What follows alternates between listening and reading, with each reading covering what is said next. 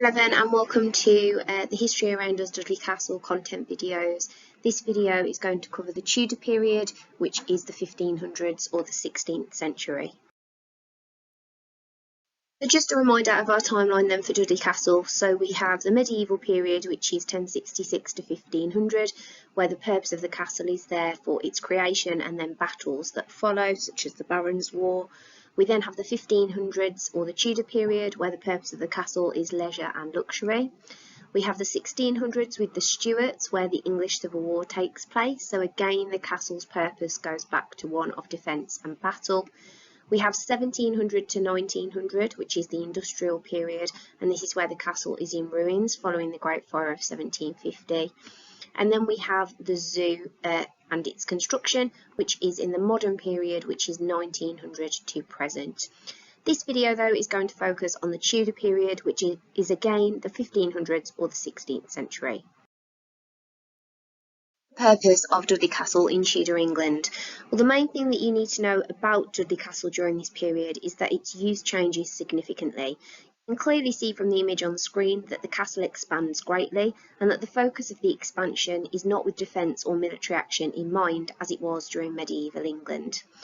The last de Sutton to own the castle was John de Sutton VII, but due to his financial problems it was then handed over to John Dudley, who later became known as the Duke of Northumberland. John Dudley paid William Sharrington, an architect, to plan what the castle would look like, and you can see the design of the castle on the screen. Dudley Castle changes during this period from being a military fortress to a Renaissance-style palace, with rooms such as the Great Chambers, the Great Hall and the Buttery, which are all physical features that you could reference in the exam. The grandeur of the castle was impressive, and Dudley was clearly looking to attract wealthy visitors, including Tudor monarchs, who he hoped would provide him with more patronage, which again is land, money and titles, in return for loyalty. So overall, the purpose of Dudley Castle changes massively from one of defence in medieval England to one of leisure and luxury during the Tudor period. During this period, there are two main focuses. The first being the construction of the Sharrington Range. We've just spoken about the fact that William Sharrington was the architect for this. So the construction of the Sharrington Range began in around 1540, and Dudley changes from being that military fortress in medieval times to a Renaissance-style palace. The purpose of the castle becomes one of leisure and luxury, and as was stated on the previous slide, there are now rooms such as luxurious bedchambers, the Great Hall and the Buttery, taking precedence over defensive features. This also reflects the peace in England at the time because war was not imminent.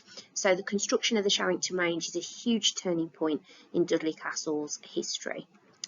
We also see Elizabeth I visit Dudley Castle on one of her progresses around England in 1575. So this reinforces the grandeur of the castle and the status of the historical site. It's worth stating here that we associate the Sharrington Range with John Dudley. John Dudley isn't alive when Elizabeth I visits on her progress because he was executed in 1553 prior to this progress due to his support for Protestant Lady Jane Grey to take the throne rather than Elizabeth's sister Mary I, who was Catholic. But the fact that a monarch comes on a progress reinforces the grandeur of the Renaissance-style palace created by John Dudley. So which physical features still remain at Dudley Castle? So remember that in the exam you will need to include physical features in every single paragraph that you write for the History Around Us paper. So we're going to have a look at what the physical features look like then by looking at some artists' reconstructions and what they look like now in their ruined form. So firstly, you can see the Great Hall, which is where feasts and banquets would have taken place. The Lord would have eaten his meals here and entertained wealthy guests. It would have been huge, approximately 70 feet long, with a high ceiling, and it would have been highly decorative with tapestries and a large table in the middle. So this is the room that John Dudley would have tried to impress people in, and its function is quite easy for you to explain in the exam. Secondly, you can see the chapel, which was constructed originally during the 1300s by the de Suttons, but John Dudley changes this church as a result of his Protestant beliefs. So it stays connected to the Great Chamber, but we know that originally it was a Catholic chapel. So this means it would have had stained glass originally. John Dudley, as a result of his strong Protestant beliefs, which we know about, remember, because this is why he's executed, for trying to encourage Lady Jane Grey to be on the throne rather than the Catholic Mary I. So we know he was strongly Protestant. So he removes the stained glass windows and he places plain glass in the windows instead. Remains of the stained glass were actually found in the moat during an archaeological excavation in the 20th century. So this is something that you could reference in the exam. The castle owners used the chapel to pray and attend services on their own property rather than having to go to a local church.